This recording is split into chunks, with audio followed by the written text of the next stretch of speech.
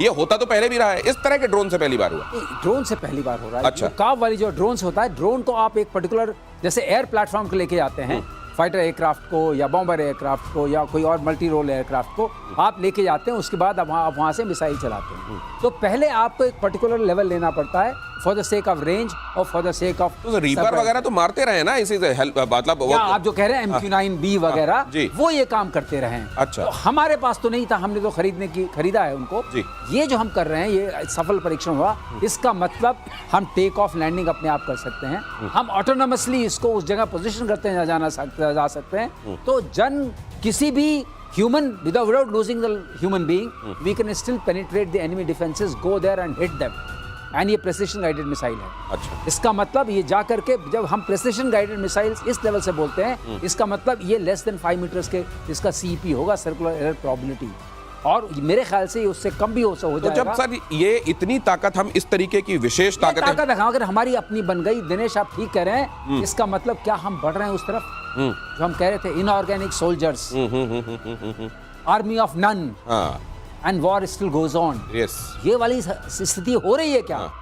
आगे आने वाले 10 सालों में ये स्थिति लेकिन एक बड़ी चिंता जो इस समय कही जा रही है कि अक्टूबर तक हम अपने अगर स्क्वाड्रंस की तुलना करें पाकिस्तान के साथ, और ये समझ लें कि पाकिस्तान के साथ चाइना भी मिला हुआ है, तो हमारे लिए अपने फाइटर जेट्स की संख्या एक बड़ा कंसर्न है। क्या ये तमाम चीजें, जैसे मिसाइल के क्षेत्र में हमारे क्रांतिकारी काम या यही हमारे काम, क्या कॉम्पनसेट कर देंगे? अब आपको ऐसे देख के चलिए, अगर थोड़ा टाइम हो तो बताता हूं। हाँ, जल्दी से। हमारे पास 2 चीजें हैं। ठीक है। हम रॉकेटरी के मास्टर हैं। हाँ। हम अब सीख रहे हैं AI इनेबल्ड ऑपरेशन करना या इसको टेक ऑफ करना, ये करना, पहुंचना दुश्मन तक। अगर ये दोनों चीजों को हम मर्ज करते हैं तो ये ताकत हमारी उस ताकत को कॉम्प्लीमेंट करती है, जो गैप है उसको कॉम्प्लीमेंट करती है, फुलफिल नहीं करती। एक वर्ड होता है फुलफिल, एक होता है कॉम्प्लीमेंट करती है। गैप आपने इस वक्त रखा है, संभाल के रखा हुआ है। जैसे फोक स्टडी होती है, hold one front, fight on another. ये होल्ड कर रहे हैं, लेकिन ये फाइट के लिए तैयार रहना पड़ेगा। तो उस फ्रंट पे सर, मतलब ये जो है, अगर वो कॉम्प्लीमेंट तो कर रहा है लेकिन कॉम्पनसेट नहीं कर रहा है, तो ये चिंता तो बरकरार रहेगी। चिंता बिल्कुल बरकरार है, और मैं कई बार ये कह चुका हूं, I am not from the air force, sir senior है मेरे, he knows much more than I do. Fact of the matter is कि ये जो आत्मनिर्भरता का पूरा मामला है कि हम अपना बनाएंगे, बिल्कुल बनाएंगे, बनाना जरूरी है, इसके बिना आपका कोई चारा नहीं है। लेकिन आपकी स्क्वाड्रन स्ट्रेंथ लगातार दर लगातार गिर रही है। अभी immediately what India should do is, सीधी बात है, मैं आपको बता रहा हूं, ये 112 114 का जो ये पूरा कॉन्ट्रैक्ट है, इसको छोड़िए, आप सीधा बोलिए 10 स्क्वाड्रन चाहिए आपको। अगर आपको 10 स्क्वाड्रन चाहिए तो आप खरीदिए, कहानी खत्म करिए। राफेल की खरीदनी है आपको जिसकी खरीद के खत्म करो। आप सबसे पहले गैप भरो उसका। मतलब ये कि जहां पे स्टेरॉइड की जरूरत है वहां कम से कम लॉन्ग टर्म कोई इलाज ना चले। जो चारा है आत्मनिर्भरता का, ये होना चाहिए, लेकिन बीच में बेचारा नहीं होना चाहिए। ये बीच में बेचारगी वाला आलम नहीं होना चाहिए। 25 स्क्वाड्रन पाकिस्तान, 29 हमारी, और उधर गिन लीजिए चाइना वाली, और चाइना को पाकिस्तान में जोड़ दीजिए। इसलिए हमारी ये चिंता बड़ी है। अगली खबर देखिए, 345 करोड़ में बना अमेरिकी राष्ट्रपति डोनाल्ड ट्रंप का मर्डर प्लान। ईरान में ट्रंप की हत्या की रची जा रही है साजिश। मिशन को पूरा करने के लिए जुटाए गए $40 मिलियन। खमेनेई के वरिष्ठ सलाहकार मोहम्मद जावेद लारिजानी ने ट्रंप को दी धमकी, करोड़ों मुसलमान कर सकते हैं ट्रंप के सिर पर वार। ट्रंप को लेकर कभी यह धमकी दी जाती है कि आप जब धूप ले रहे होंगे तब कोई ड्रोन आएगा और आपके नाभि पर हमला करके चला जाएगा। ये भी तक बता दें, नाभि में मारेंगे। अब यहां पर देखिए, ये क्राउड फंडिंग की तरह चंदा जमा करके ट्रंप के लिए सुपारी दी जा रही है। ये खबरें क्या बता, राष्ट्राध्यक्षों के लिए इस तरह की बातें, ये खबरें इस दौर में, इस जंक्चर में क्या बता रही हैं सर?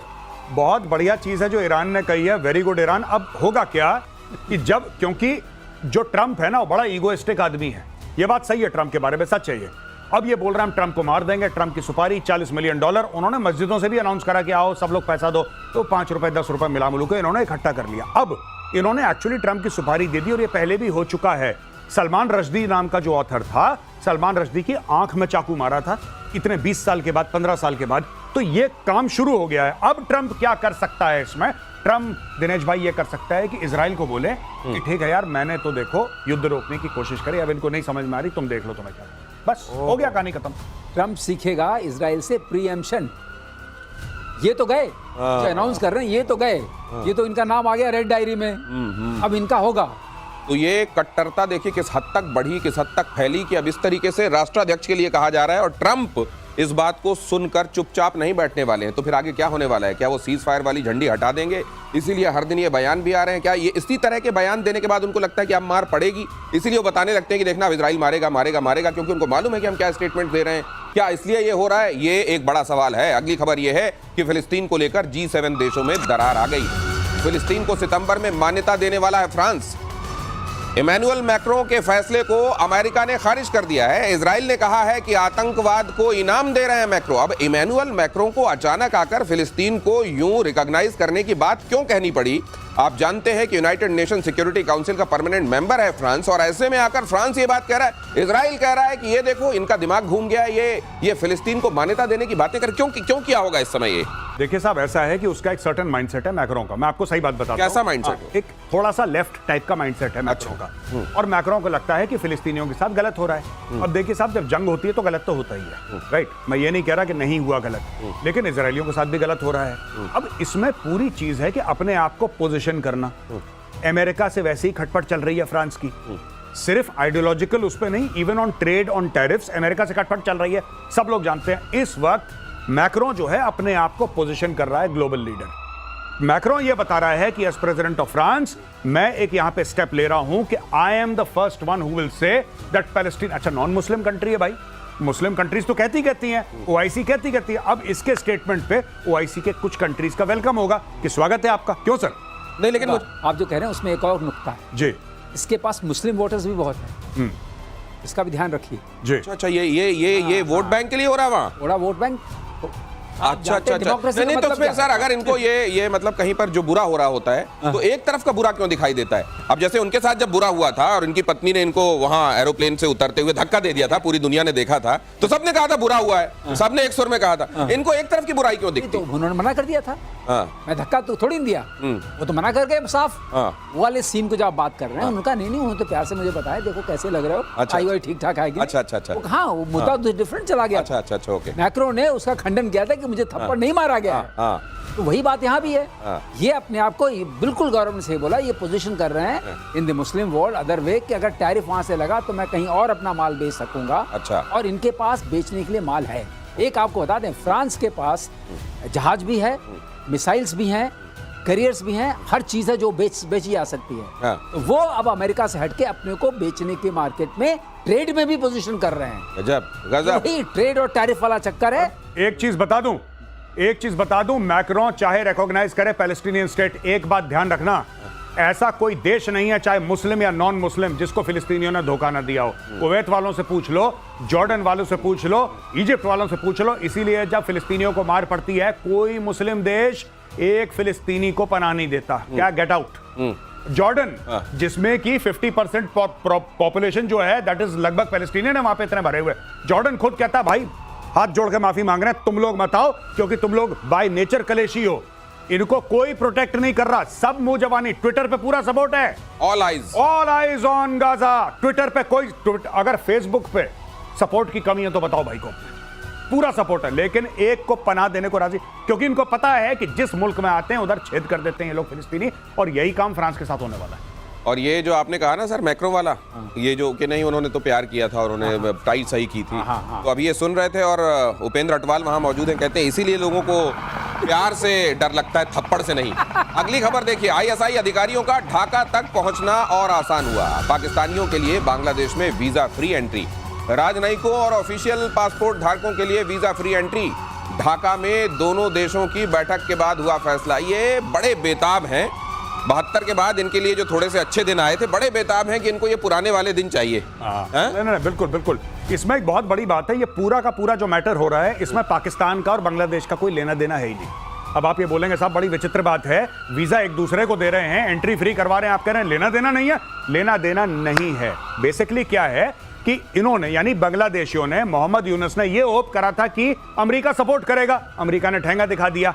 अब इन्होंने सोचा था चीन सपोर्ट करेगा, चाइना ने भी लगभग ठेंगा दिखा दिया। ज्यादा कुछ चाइना ने नहीं करा है, चाइना सिर्फ मुंह जबानी, ट्विटर, फेसबुक, यही चल रहा है। अब उनको ऐसा लगता है कि अगर पाकिस्तानियों को बांग्लादेश बुलाएंगे तो भारत रिएक्ट करेगा, फिर ये प्रेशर डाल के भारत के साथ हम कोई डील कर सकते हैं, ये इनका एंड गेम है। अच्छा, तो ये आम दाम दंड भेद चल रहा है, आम भी भेजे। वही आम, बिल्कुल आपने ठीक बोला, वेरी गुड दिनेश भाई, यही है। बहुत बढ़िया, बहुत बढ़िया। ये लेकिन अब अगली खबर ये बता रही है कि एक महीने से हाइफा की ऑयल रिफाइनरी में काम बंद है।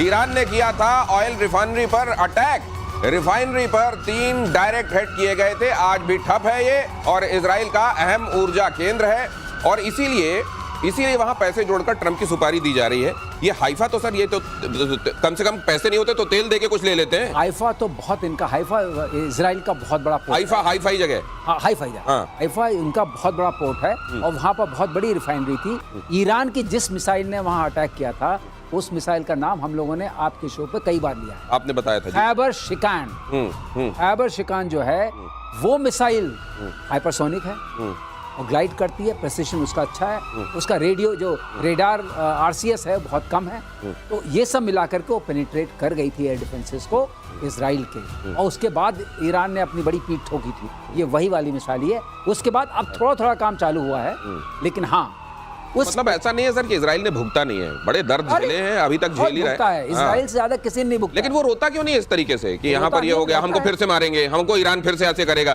हूती भेज देगा, हमास वाले आएंगे, हिजबुल्लाह, क्यों नहीं करता वो ऐसा? तो खुद अपना प्लान बनाए चलता है कि इन्होंने मारा, अब मेरा प्लान ये है मारने का। आप जो है वो प्रीएम्प्ट करता है, वो सजा देता है और प्यूनिटिव डिटरेंट रखता है। लेकिन मुझको ये लगता है कि वहां तो ये हाइफा में जो इनको करना था कर लिया मेजर साहब जी, वहां तो कई रिफाइनरियां आज भी सुलग रही हैं, कभी भी सुलगने लगती है कोई।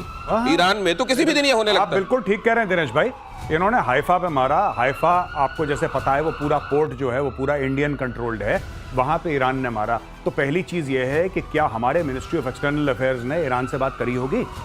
पक्का करी होगी, पक्का बोला होगा भाई साहब वहां पे इंडियन एसेट्स आप हमारे ऊपर क्यों कर रहे हैं बमबारी, पहली बात। दूसरी सबसे बड़ी बात ये है कि जिस तरीके से मोसाद ने हलवा बना रखा है लिटरली ईरान का, हम तो हर दूसरे दिन तीसरे दिन कहते हैं ना ये धमाका हो गया, धमाका हो गया, तो ये कई सारे हाइफा कर रहे हैं ईरान के अंदर, कई सारे हाइफा रोज कर रहे हैं ईरान के अंदर। ईरान को ये समझ में, ईरान ने खैबर शिकन से किया होगा और वहां तो रोज उनके माथे पर शिकन दे रहे हैं ये मोसाद वाले। और चीन ने बनाया दुनिया का सबसे खतरनाक बॉम्ब, ये खबर देखिए, बॉम्ब का नाम है rain of pear blossom needles, underground तबाही कर सकता है। ये तो ऐसा लग रहा है जैसे पूरा ग्रंथ लिख दिया हो, ये नाम है कि ग्रंथ है। अंडरग्राउंड तबाही कर सकता है ये बॉम्ब, वातावरण में मौजूद सारी ऑक्सीजन सोख लेता। मैंने सर कई बार ये देखा है कि कई बार आप देखिएगा कि कुछ जगहों के दरबान जो खड़े रहते हैं दरवाजे के पास, वो भले ही दुबले पतले हों, मूंछें बहुत बड़ी बड़ी रखते हैं, उसी तरीके से नाम बड़ा खतरनाक लग रहा है। क्या इसमें दम भी है सर उस तरह का? अब ये अगर आई डोंट नो, ये कॉम्बिनेशन हो सकता है DF-27, अच्छा, जो इनकी मिसाइल नई वाली डोंगफेंग, दूसरा इनका एक H बॉम्ब ये कहते हैं। H बॉम्ब को माना जाता है कि वो कम रेडिएशन वाला बॉम्ब है, क्योंकि नॉर्मली बॉम्ब में क्या होगा कि ये पहले वो फिशन बॉम्ब्स होते हैं तो रेडिएशन होता है, इसमें क्या होता है फिशन से स्टार्ट होता है और फ्यूजन होता है। अच्छा, तो मटेरियल इसमें डिफरेंट होता है, इसमें रेडिएशन कम माना जाता है, इसको H बॉम्ब बोलते हैं, लेकिन क्षमता बहुत ज्यादा होती है। तो अगर DF-27 पर आपने ये वाला लगा दिया तो जहां जाएगा वहां बड़ी वो कर सकता है। लेकिन जैसे आपने बोला, मैं इनके जो ब्रोशर है और इनका जो पैम्फलेट होता है उसको देख करके किसी बात को मानने में मुझे बहुत संकोच होता है। उसमें बहुत बढ़ा चढ़ाकर ऐसा लगता लिखा है रहता है ऐसा कि आप अगर पढ़ेंगे, टेक्निकली पढ़ेंगे, ये तो कह रहे हैं कि जो मदर ऑफ ऑल बॉम्ब है मुआब, उसका बेसिकली जवाब है ये। उसका आंसर है, एक फादर ऑफ ऑल बॉम्ब्स है, एक मदर ऑफ ऑल बॉम्ब्स है। Father of all bombs Russia के पास है, मदर ऑफ ऑल बॉम्ब्स जो है अमेरिका के। ये इन्होंने ताऊ ऑफ ऑल बॉम्ब बना लिया क्या? पता नहीं, ग्रैंडफादर बनाया इन्होंने, ग्रैंडफादर बनाया।